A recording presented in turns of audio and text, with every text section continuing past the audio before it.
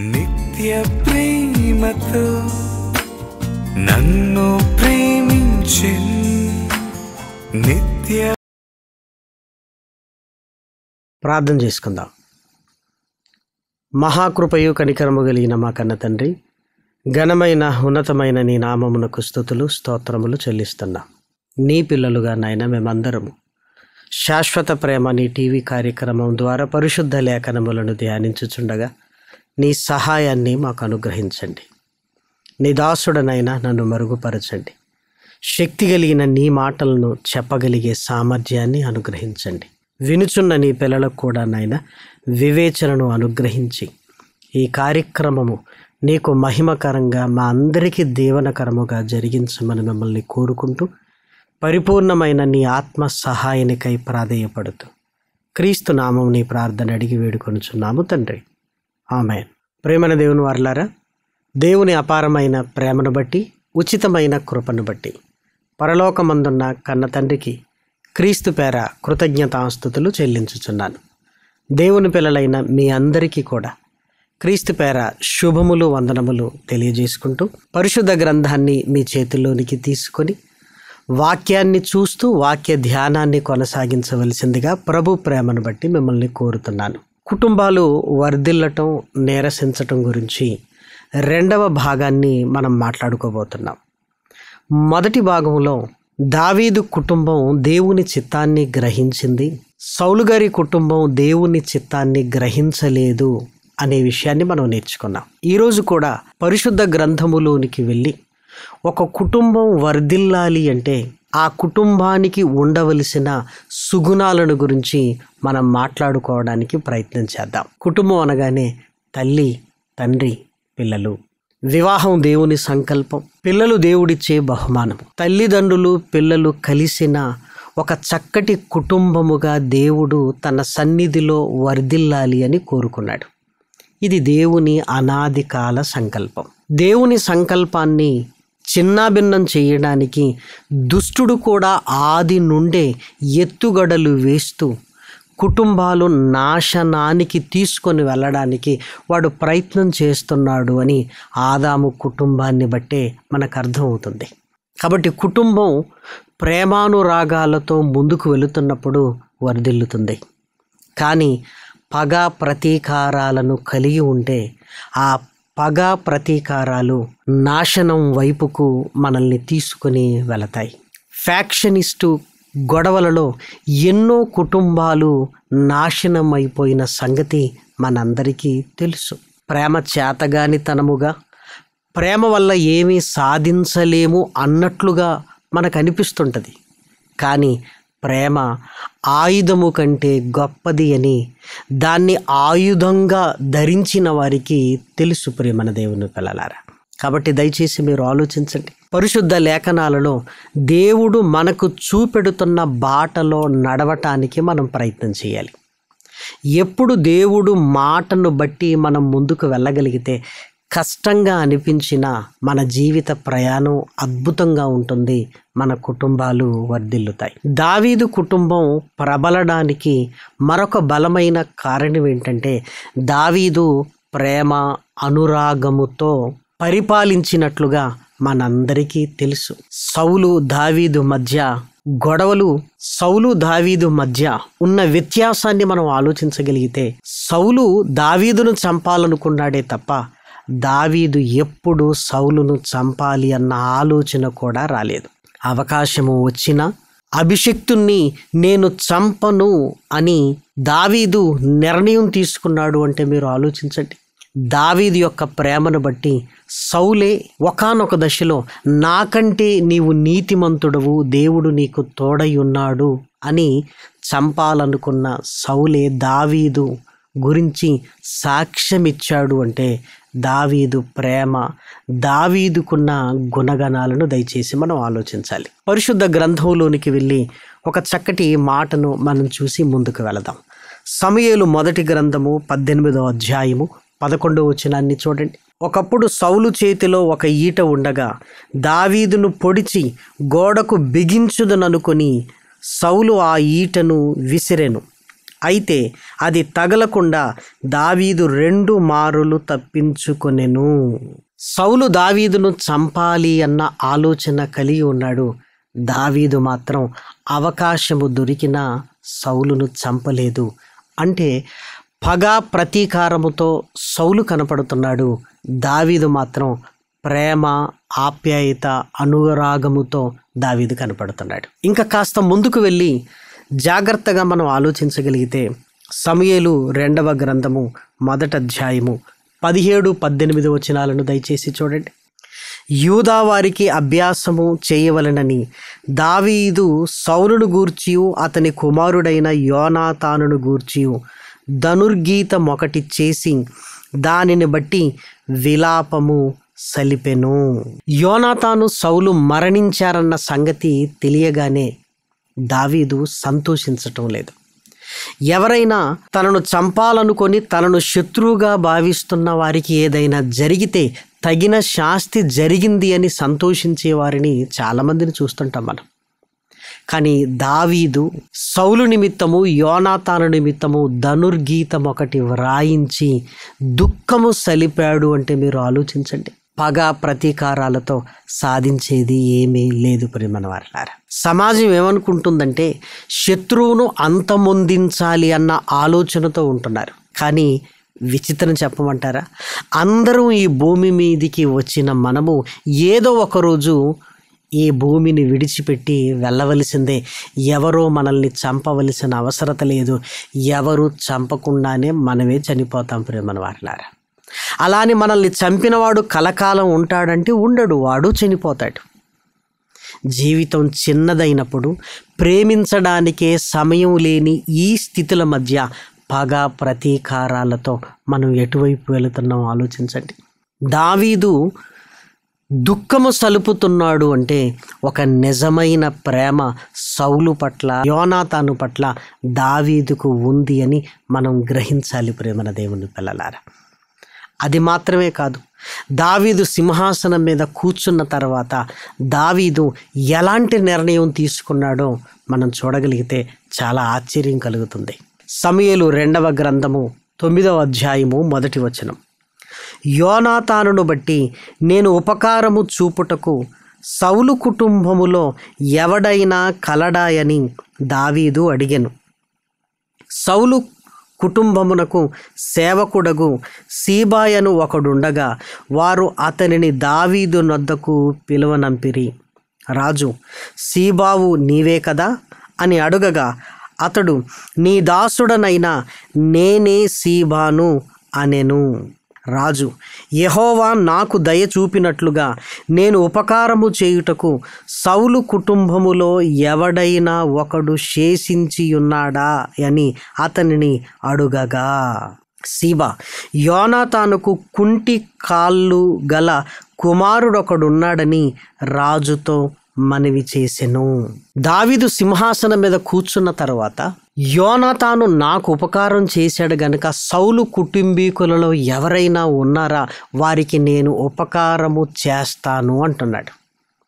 అప్పుడు యోనాతానుకు కుంటి కాళ్ళు గల కుమారుడు ఒకడున్నాడు అని సౌలు సేవకుడైన సీబా వర్తమానాన్ని తీసుకుని వచ్చాడు. వెంటనే రాజు నిన్ను రమ్మంటున్నాడు అని మెఫీబోషెతు అతని పేరు, అతన్ని రాజు దగ్గరికి తీసుకుని వెళ్ళినప్పుడు చాలా భయపడుతున్నాడు. నన్ను చంపుతాడేమో, చచ్చిన కుక్క లాంటి వాణ్ణి కదా అని తనను తాను తగ్గించుకుంటున్నాడు. కానీ దావీదు పిలిచింది ఉపకారము చెయ్యాలి అన్న ఉద్దేశము. చూసారా, ప్రేమానురాగాలు ఒక పెట్టని గోడగా నిన్ను ఉన్నత స్థానములోనికి తీసుకుని వెళతాయి ప్రేమన దేవుని పిల్లలారా. అవి చిన్నవి కాదు. చాలామంది సమాజంలో ఇదిగో ఈ ప్రేమ కలిగి ఉంటే మనం బ్రతకలేము, మనము కూడా ఎదురు తిరగాలి అని కంటికి కన్ను పంటికి పన్ను అన్నట్లుగా మాట్లాడుతుంటారు. ఒకనాడు అదే ధర్మశాస్త్రము సూచించింది, కానీ సాధించింది ఏముంది చెప్పండి? అందుకే యేసు క్రీస్తు ద్వారా ప్రేమ తత్వాన్ని మన హృదయాలలోనికి తీసుకొని రావటానికి దేవుడు ప్రయత్నం చేస్తున్నాడు. ఎందుకంటే క్రీస్తు ప్రేమ పరిపూర్ణతలోనికి మనల్ని తీసుకుని వెళుతుంది ప్రేమన దేవుని పిల్లలారా. ప్రేమతో దేనినైనా సాధించవచ్చు. సౌలు తనకు చేసింది, తనను చంపాలనుకుంటున్నదంతా జ్ఞాపకం చేసుకోలేదు దావీదు. ఒకవేళ ఆ జ్ఞాపకాలుంటే సౌలు కుటుంబాన్ని నాశనము చెయ్యాలి అన్న తలంపును కలిగి ఉండేవాడు. కానీ ఉపకారము చెయ్యాలి అని మెఫీబోషేతును పిలిపించి హక్కున చేర్చుకున్నాడు. దయచేసి మీరు చూడగలిగితే ప్రేమన దేవుని పిల్లలారా, సమూయేలు 2వ గ్రంథము 9వ అధ్యాయము 11వ వచనంలో ఒక మంచి మాట వ్రాయబడింది. నా ఏలిన వాడవగు రాజు తన దాసునికిచ్చిన ఆజ్ఞ అంతటి చొప్పున నీ దాసుడనైన నేను చేసేదనని సీబా రాజుతో చెప్పెను. కాగా మెఫీబోషేతు రాజకుమారులలో ఒకడైనట్టుగా రాజు బల్ల యొద్దనే భోజనము చేయుచుండెను. రాజు బల్ల దగ్గర కుమారుడైనట్టుగా భోజనము చేస్తున్నాడు అంటే నిజంగా ఎంత ప్రేమించాడు చూడండి. అందుకే దావీదు కుటుంబం వర్ధిల్లటానికి దావీదు ప్రేమ దావీదు కుటుంబీకులందరికీ తెలుసు. ఇప్పుడు దావీదు మెఫీబోషేతును కుమారుడిగా తన దగ్గర కూర్చోబెట్టుకొని భోజనము చేస్తున్నప్పుడు సౌలు కుటుంబీకులు దావీదు కుటుంబీకుల మీదికి ఎదురు తిరిగారేమో కానీ దావీదు కుటుంబీకులు సౌలు కుటుంబీకుల మీదికి ఎదురు తిరగలేదు. ఎందుకంటే దావీదు ప్రేమతత్వాన్ని తెలిసిన వారు మనము సౌలు కుటుంబీకుల దగ్గరికి వెళ్ళటానికి వీలు లేదు. ఎందుకంటే దావీదు సౌలు కుటుంబీకులలో ఒకడైన యోనాతాను కుమారుడికే తన బల్ల దగ్గర భోజనం పెడుతున్నాడు అని ఎవరైనా ధైర్యము చేయగలరా? లేదు కదా. ఆలోచించండి. సౌలు కుటుంబీకులు పగ ప్రతీకారాలతో రగిలిపోతున్నారు, కానీ దావీదు కుటుంబీకులు ప్రేమానురాగాలతో ఉన్నారు. అందుకే దావీదు కుటుంబం వర్ధిల్లింది, ప్రబలింది. సౌలు కుటుంబం అంతకంతకు నీరసించినట్లుగా లేఖనాలలో మనకు కనబడుతుంది ప్రేమన వారలారా. దయచేసి ఇప్పుడు ఆలోచించండి. కుటుంబాల మధ్య గొడవలుగా మారిపోయి ఆ గొడవ కోపము కాస్త పగ ప్రతీకారాలుగా మారిపోయి ఈరోజు ఆ గొడవల మధ్యనే అనారోగ్యము, ఆ గొడవలలోనే మన జీవితంలో ఎలాంటి నిర్ణయాలు తీసుకుంటున్నామో మనకు అర్థం కావటం లేదు ప్రేమన వారలారా. మన పిల్లలకు కూడా మన గొడవల్ని వారసత్వంగా మనం ఇస్తున్నాం. చూసారా? చాలాసార్లు ఎందుకు మాట్లాడుకోరు ఏంటంటే 15 సంవత్సరాల క్రితం జరిగిన సంఘటన. ఆ 15 సంవత్సరాల క్రితం జరిగినది పగగా మారిపోయి ప్రతీకారంగా మేమేం చెయ్యాలి అని ఈరోజు పిల్లలు కూడా పగలతో రగిలిపోతున్నారంటే ఈ జ్వాలలు ఆగేదెప్పుడు? దయచేసి మీరు ఆలోచించండి. ఒక కుటుంబం వర్ధిల్లాలి అంటే పగ ప్రతీకారాలతో ఎప్పుడు కుటుంబం వర్ధిల్లదు. హామాను మనందరికీ తెలుసు. ఎస్తేరు గ్రంథంలో ప్రధానిగా ఉన్నాడు. మొర్దకై తనకు నమస్కరించలేదు అని యూదా జాతి మీద పగపట్టి ప్రతీకారముతో రగిలిపోయాడు. కానీ ఏం జరిగింది? ఏ ఉరికొయ్య మీద మొర్దకైని ఉరి తీయాలి అనుకున్నాడో అదే ఉరికొయ్యపై తన కుమారులు తాను ఉరి తీయబడిన చరిత్ర మనకు తెలుసు కదా. బైబిల్లో వ్రాయబడినట్లుగా, పెద్దలు చెప్పినట్లుగా ఎవరు తీసుకున్న గోతిలో వారే పడతారు. ఎవరు యోచించిన కీడు వారి మీదికే వస్తుంది. మనం ఎవరినో నాశనం చేద్దామనుకుంటాం, మనమే నాశనం అయిపోతాం. పగ మన ఆరోగ్యాన్ని దెబ్బతీస్తుంది, తద్వారా మన కుటుంబం నాశనం అయిపోతుంది ప్రేమన దేవుని పిల్లలారా. దయచేసి ఆలోచించండి. జీవితాలు చిన్నవి, ఎవరిని మనం ఏమీ చేయలేము, ఎవరు మనల్ని ఏమీ చెయ్యరు. దేవుని సెలవు లేకుండా ఏదైనా జరుగుతుందా? జరగదు కదా. అలాంటప్పుడు మనము పగలతో సాధించేది ఏముంది చెప్పండి ప్రేమన దేవుని పిల్లలారా. అందుకే పిల్లలను నీతి న్యాయముల వైపు, ప్రేమ జాలి గుణగణాలతో వారిని పెంచాలి. వారి ముందు కూడా మనము కూడా ఈ సుగుణాలను కలిగి ఉంటే కుటుంబం వర్ధిల్లుతుంది. సౌలు మారినా సౌలు కుటుంబీకులు మారలేదు. ఆ పగను ముందుకు తీసుకుని వెళుతున్నారు. బహుకాలము యుద్ధము జరిగింది. ఆ యుద్ధంలో అంతకంతకు నీరసించిపోయారు ప్రియమైన వారలారా. కాబట్టి మన కుటుంబాలు కూడా సౌలు కుటుంబీకుల వలె ఉండటానికి వీలు లేదు. దేవుడు ఎంత మంచి మాటలు తెలియజేస్తున్నారో మీరు చూడగలిగితే, రోమీలకు రాసిన పత్రిక 12వ అధ్యాయంలో వ్రాయబడిన చక్కటి మాట 12-13 వచనాలు. నిరీక్షణ గలవారై సంతోషించుచు, శ్రమలయందు ఓర్పు గలవారై, ప్రార్థనయందు పట్టుదల కలిగి ఉండుడి. పరిశుద్ధుల అవసరములలో పాలు పొందుచు శ్రద్ధగా ఆతిథ్యము ఇచ్చుచుండుడి. మిమ్మల్ని హింసించు వారిని దీవించుడు గాని శపింపవద్దు. సంతోషించు వారితో సంతోషించుడి, ఏడ్చు వారితో ఏడువుడి, ఒకనితో ఒకడు మనస్సు కలిగి ఉండుడి. అదేవిధంగా 17 వచనం, కీడునకు ప్రతి కీడెవనికిని చెయ్యవద్దు. 21వ వచనాన్ని కూడా చూడండి. కీడు వలన జయింపబడక మేలు చేత కీడును జయించుము. మనం కీడు చేసి సాధించేది ఏమీ లేదు. నువ్వు మేలు చేస్తుండు, ఏదో ఒకరోజు వారికి ఆలోచన కలుగుతుంది, మేము కీడు చేసినా వారు మాకు మేలే చేశారు అని వారి హృదయం నీ వైపు తిరుగుతుంది. ప్రేమన వారిలారా, ఈరోజు యేసుక్రీస్తును స్వరక్షకునిగా మనం అంగీకరించడానికి గల కారణాన్ని ఆలోచించండి. ముందుగా ఆయన మనల్ని ప్రేమించాడు, మనం ఆయనను ప్రేమించలేదు. మనం ఎలా ఉన్నప్పుడు ఆయన మనల్ని ప్రేమించాడంటే, పాపులమై ఉండగా, అపరాధములతో చచ్చిన వారమై ఉంటుండగా ఆయన మహాప్రేమ మన పట్ల చూపించాడు. ఆ ప్రేమే కదా ఆయన వైపు మన హృదయాన్ని తిప్పింది. ఆయన కొరకు బ్రతకాలన్న ఆలోచన మనలో కలిగింది. మనం చేసిన పాపమును బట్టి ఆయన కీడు చేస్తే ఈరోజు ఎవరూ భూమి మీద మిగిలేవారము కాదు. ప్రేమన దేవుని పిల్లలారా, క్రీస్తు వల్ల ప్రేమను పొందుకుంటున్న మనము కూడా ప్రేమను పంచవలసిన బాధ్యత కలిగి ఉంది. దేవుని ప్రేమను మనం రుచి చూస్తూ పగ ప్రతీకారాలతో ఉండటానికి వీలు లేదు. మనం ఇంకనూ పాపులమై ఉండగానే క్రీస్తు యుక్త కాలమందు మన కొరకు మరణించెను అన్న వాక్యము మనకు జ్ఞాపకము ఉంది కదా. యేసుక్రీస్తు శిలువ యాగములో తనను కొరడాలతో హింసిస్తున్న వారిని అన్న మాట కూడా ప్రతి సంవత్సరం మనం ధ్యానిస్తుంటాం కదా. ప్రభువా, వీరేమి చేయుచున్నారో వీరెరుగరు గనుక వీరిని క్షమించుమన్న మాట. మీరు ఆలోచించండి. ఆ ప్రేమ, ఆ సహనం, ఆ ఓర్పుకు శతాధిపతి జరిగినవన్నీ చూస్తూ, ఈ భూకంపము ఆయన పరిస్థితిని చూస్తూ, ఈయన నిజముగా దేవుని కుమారుడు అని సాక్ష్యం ఇచ్చాడు. ప్రేమన దేవుని పిల్లలారా, ఆయనలో ఉంటున్న ప్రేమ శతాధిపతిని ఆకర్షించింది.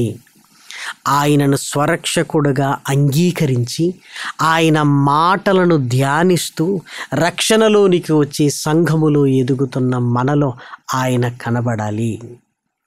గాంధీ వేషం వేసుకున్నప్పుడు గాంధీలానే కనబడాలి. పులి వేషం వేసుకున్నవాడు పులిలా కనబడటానికి ప్రయత్నం చేస్తాడు. మరి క్రీస్తును ధరించుకున్న మనం యేసు క్రీస్తు వలె బ్రతకడానికి ప్రయత్నము చేయాలి. యేసుక్రీస్తు అంటే ఎవరు? ఆయన ప్రేమ. కాబట్టి ఆ ప్రేమను నువ్వు కలిగి ఉంటే అనేకులను నువ్వు సంపాదించగలవు దేవుని కొరకు. ఆ ప్రేమను మనము కలిగి ఉంటే పగ ప్రతీకారాలను ఆర్పివేయగలము. ఆ ప్రేమను మనం కలిగి ఉంటే మన కుటుంబము వర్ధిల్లుతుంది. ప్రేమన దేవుని పిల్లలారా, మన కుటుంబము వర్ధిల్లుతుంది. లేదు అంటే క్రమక్రమంగా నీరసించిపోతాం. ప్రేమన దేవుని పిల్లలారా, దయచేసి లేఖన సత్యాలను మనం గుర్తించాలి. ఈరోజు అనేకమైన కుటుంబాలు నీరసించిపోవడానికి కారణాలు ఇదే. అది కుటుంబాల మధ్య కావచ్చు, స్నేహితుల మధ్య కావచ్చు, బంధువుల మధ్య కావచ్చు, లేదు అంటే అహంకారము, కోపము ఇలాంటి దుర్గుణాల వల్ల వారే కాదు కుటుంబము కూడా ఇబ్బందులు పడుతుంది. కుటుంబం కూడా నీరసించిపోతుంది. ప్రేమన దేవుని పిల్లలారా, దయచేసి ఆలోచించండి. పరిశుద్ధ గ్రంథంలో దేవుడు వ్రాసిన చక్కటి మాటలను మనం ధ్యానిస్తున్నప్పుడు నీ కుటుంబము, నా కుటుంబం ఎలా ఉంది అని పరిశీలించుకోవాల్సిన అవసరత ఉన్నది. ప్రేమన వారలారా, వాక్యము ఎవరి కోసమో అనుకుంటాం, కానీ అది నా కోసమని నేను భావించినప్పుడు నన్ను నేను మార్చుకునే అవకాశం ఉంటుంది.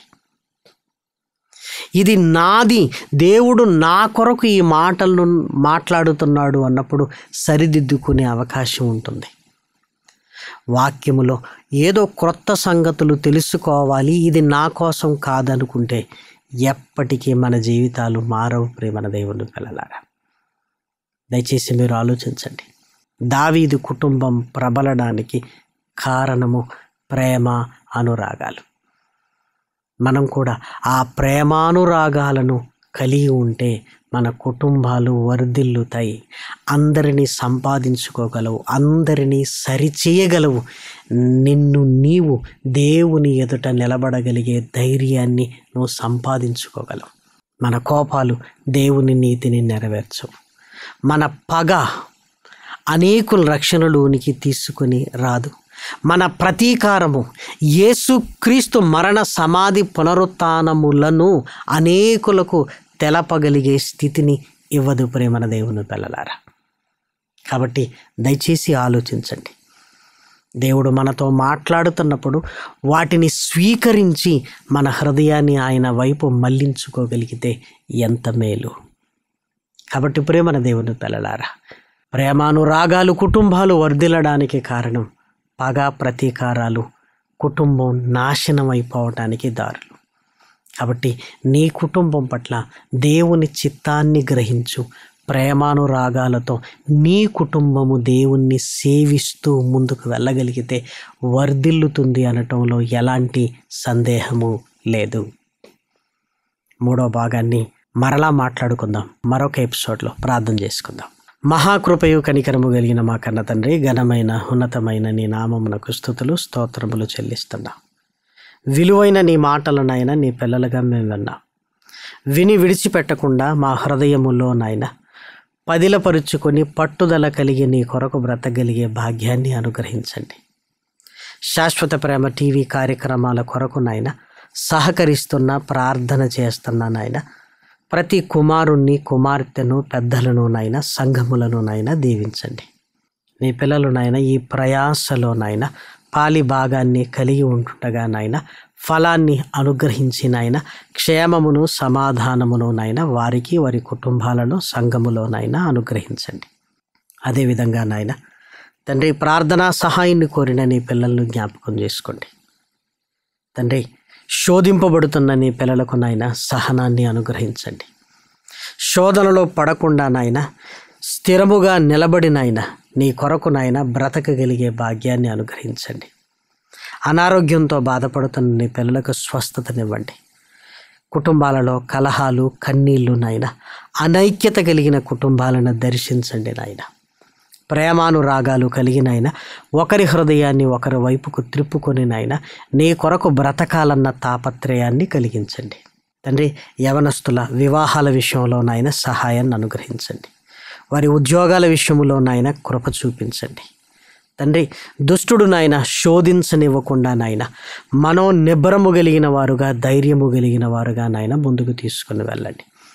సమస్తమును అనుగ్రహించగలిగే నాయన గొప్ప దేవుడవు నీ ఉన్నావు అని నాయన గ్రహించి నీ వైపు చూడగలిగే భాగ్యాన్ని అనుగ్రహించమని మిమ్మల్ని కోరుకుంటున్నాం.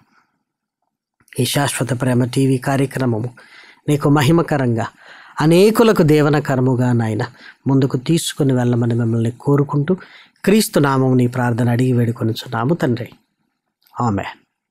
పరమ తండ్రి అయిన దేవుని ప్రేమయు, కుమారుడైన యేసు క్రీస్తు కృపయు, పరిశుద్ధాత్మ యొక్క అన్యోన్యమైన సహవాసము ఎప్పుడును ఎల్లప్పుడూ సదాకాలము మనందరికీ తోడయుండునుగాక.